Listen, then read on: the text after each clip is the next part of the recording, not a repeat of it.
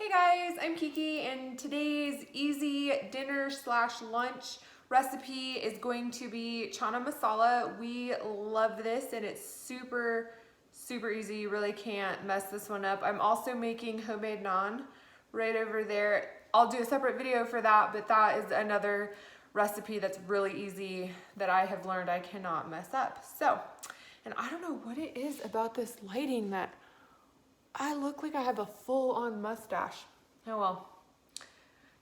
Let's get this chana made. All right, so I have my pan heated up. I'm just gonna throw some water in there and saute a really small white onion.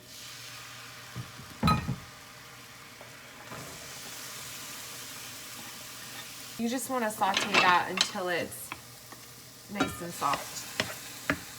All right, so the onions are nice and soft. So I'm gonna add this 17-ounce box of tomato sauce because it's what I have. You can add just a 15-ounce can. And then to that, I'm gonna add a 15-ounce can of chickpeas that I've drained and rinsed, and then another 29-ounce can because we like to have leftovers. All right, so to this I'm gonna add about a cup of water just to thin it out a little bit. And then I love this chana masala. I got it on Amazon. It's my favorite one. I've tried lots of them and this is definitely, to me, has the best flavor.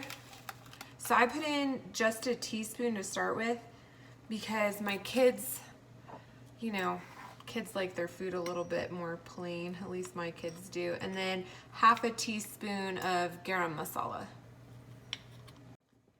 All right, so I'm gonna let that cook down a little bit so it gets a little bit more like a gravy.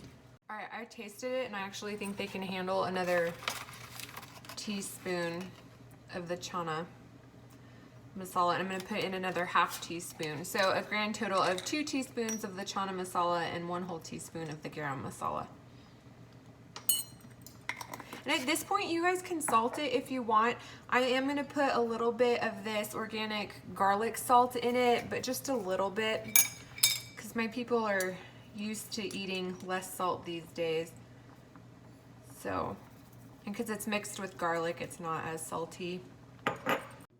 Okay, so the chana's been cooking for about 10 minutes, so I just turned it off and you can see it's not as soupy anymore. So I just took some potatoes out of the Instant Pot, and what I'm gonna do, and you can totally skip this part, and I gotta find my knife, is I'm gonna take 1 potato and I'm gonna blend it up with a little bit of the chana just to make it more creamy. My kids love it this way, but you can totally skip this step.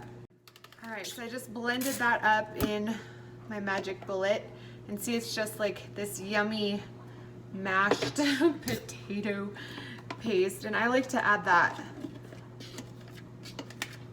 back in.